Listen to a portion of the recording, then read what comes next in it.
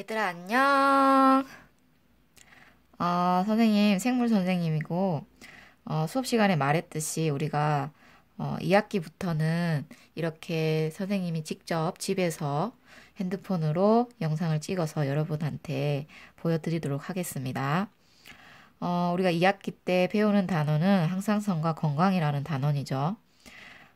그 첫 시간으로 생명 활동과 에너지에 대해서 알아보도록 하겠습니다. 자, 세포의 생명 활동에서 우리는 세포호흡이라는 것을 알아야 되는데, 세포호흡은 우리가 1학기 때 생명 현상의 특성을 하면서 한번 배운 적이 있습니다. 그쵸? 세포호흡이라는 것은 생물이 세포 속에서 영양소를 분해시켜서 생활에 필요한 에너지를 얻는 과정이다. 자, 이 에너지를 얻는 게 중요하죠. 그쵸?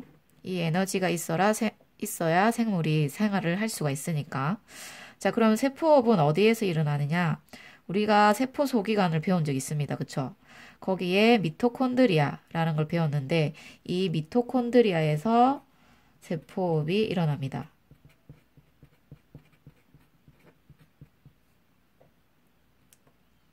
자, 과정을 보면은 세포호흡에 주로 사용되는 유기양분, 꼭 포도당뿐만 아니라 우리가 다른 단백질, 지방, 이런 영양소도 다 해당되는 겁니다.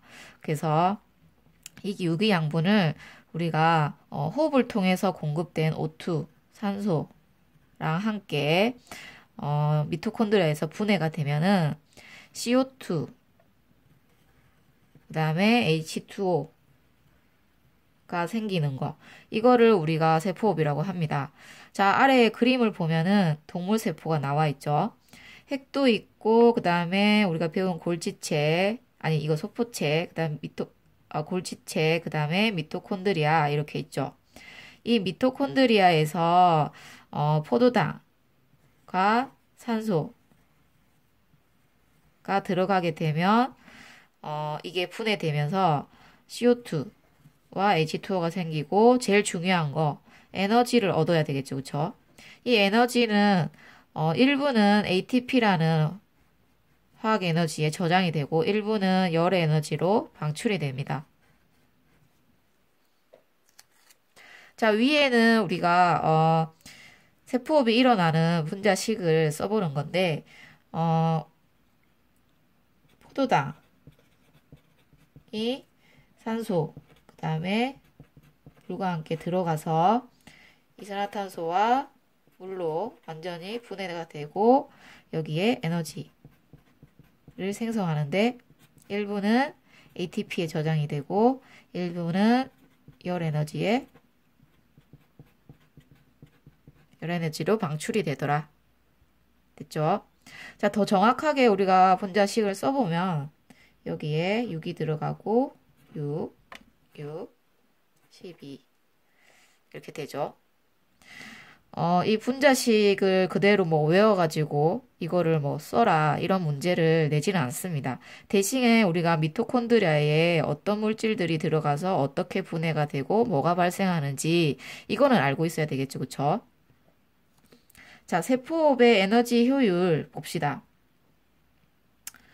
포도당 1몰이 완전히 분해되면은 686kcal의 에너지를 낸다. 그 중에 60%는 뭘로? 네, 열 에너지로 방출이 되고 40%는 ATP라는 화학 에너지로 저장이 된다. 이게 중요한 내용입니다. 그쵸? 60%는 열에너지, 40%는 ATP. 자, 아래에 에너지 효율이라는 게 나오는데, 에너지 효율은 이렇게 우리가 포도당을 분해했을 때, 아까 선생님이 40%는 ATP로 저장이 된다고 했다. 그러면 이 포도당을 한 몰을 분해를 해서 686의 킬로칼로리의 에너지가 생성됐을 때, 그 중에 40%는 ATP로 이용되는데, 그게 어떻게 이런 계산이 나왔느냐, 그거를 계산하는 겁니다. 그래서 이거는 지금 선생님이 설명은 하겠지만 굳이 외울 필요는 없습니다. 여러분들은 60%, 40% 열에너지, ATP 이렇게 사용된다는 것만 외우고 있으면 됩니다. 자, 봅시다. 포도당 1몰이 산화되면은 38몰의 ATP가 생성이 된다. 이 ATP 1몰당 7.3kcal의 저장 에너지를 가지고 있고, 그래서 에너지 효율은 40%가 된다. 686kcal 중에서 ATP로는 40%가 이용이 된다는 거죠. 그래서 686kcal 중에 우리는 ATP로 38몰의 ATP를 생성하는데 그 ATP는 한 몰당 7.3kcal를 내니까 이거를 퍼센테이지로 따져보면 40%라는 에너지 이용률이 나온다는 거죠. 자, ATP라는 거 우리가 항상 생물에서 ATP는 너무 중요한 건데 이 ATP는 어떻게 생겨 먹어내냐 보면은 리보스 당이 있고 리보스 당 이거 우리가 DNA 할 때 뉴클레오타이드 할 때 한번 배운 적 있죠, 그쵸? DNA, RNA 핵산할 때 리보스 당을 배운 적 있습니다, 그쵸? 그래서 오탄당에 리보스 당이 있고 거기에 아데닌이 붙어져 있다.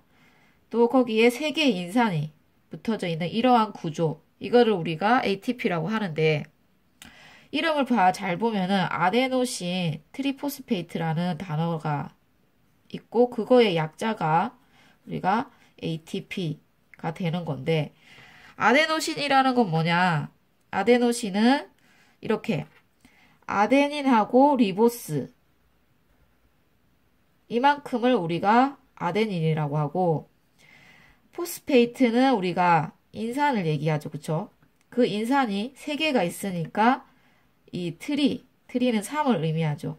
그래서 트리포스페이트 아데노신이라는 이 분자에 3개의 인산이 붙어져 있는 구조를 하고 있는 게 우리가 알고 있는 ATP입니다.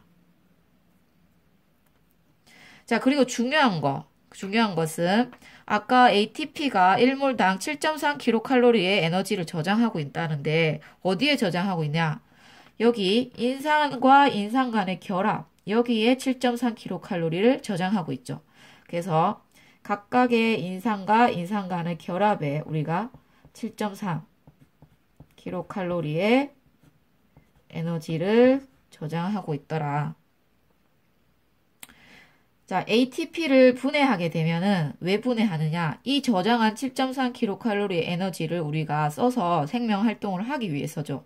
그러면 ATP를 분해하면 우리가 인산기가 하나 떨어져 나가고 그로 인해 가지고 리보스 당에 아데닌을 가지고 있는 아데노신에 2개의 인산을 가지고 있는 다이포스페이트를 가지고 있는 ADP라는 물질이 생성이 되고 그래서 아데노신 다이포스페이트 또는 디포스페이트라고 해서 ADP라는 물질이 생성이 된다.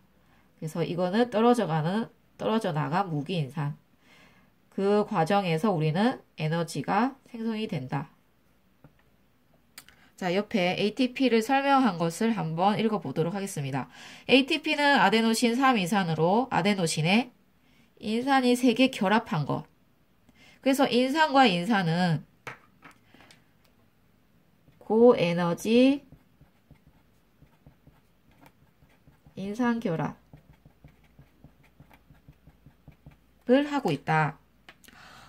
ATP 7.3kcal가 왜 고에너지 인산 결합일까? 다른 우리가 화학 분자들 간의 어떤 결합에서는 대부분 3에서 4kcal의 에너지를 저장하고 있습니다. 그런데 특별히 ATP만 7.3kcal의 고에너지 인산 결합을 하고 있다는 거죠.